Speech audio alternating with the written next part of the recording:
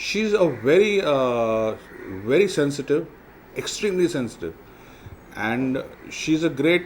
She takes care of people. You know, when she takes care of her family or a friend, she really is. She's very emotionally, overtly giving in the sense that she has a lot of affection inside her, which because of being a top star, it has to be put inside boundaries. So all that is to come out on the screen.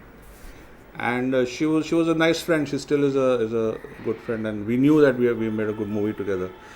And she was, I used to look for her ego because, like Rajanikanth has got no ego at all. Even when I was directing him, he was a big superstar down south. There was no ego there at all.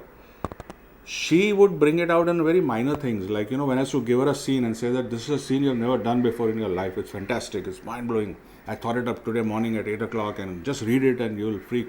So she would say, I've done this scene before in so and so movie, in so and so language.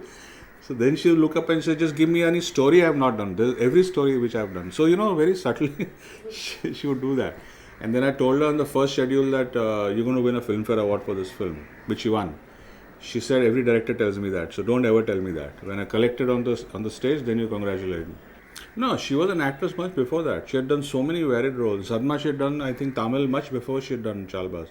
So there was no doubt about her acting capabilities, ever. And I still don't think that she really did as much as she could have, because they were not making those kind of films at that time, the different kind of films. And I'm sure she would have chosen to do it if someone had given her a script. But because she was so expensive, no one tried to experiment with her.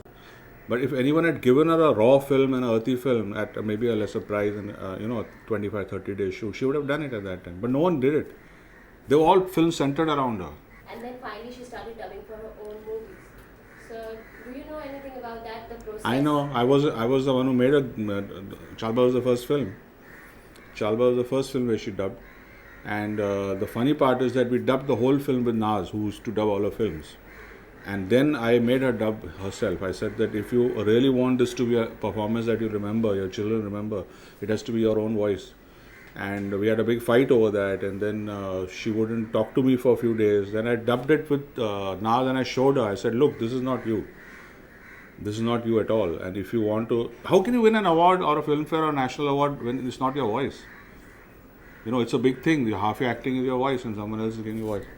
And the whole audience knows. So I said, do it. Have the little twang of a South pronunciation in your... That's you. So do it. So she did it. And she took a long time to dub it. She said, okay, now I'm going to show you. So I got bored and I stopped going for the dubbing because she was going on and on and on. She used to take 20 takes, 30, 40, 50 takes. But she did it.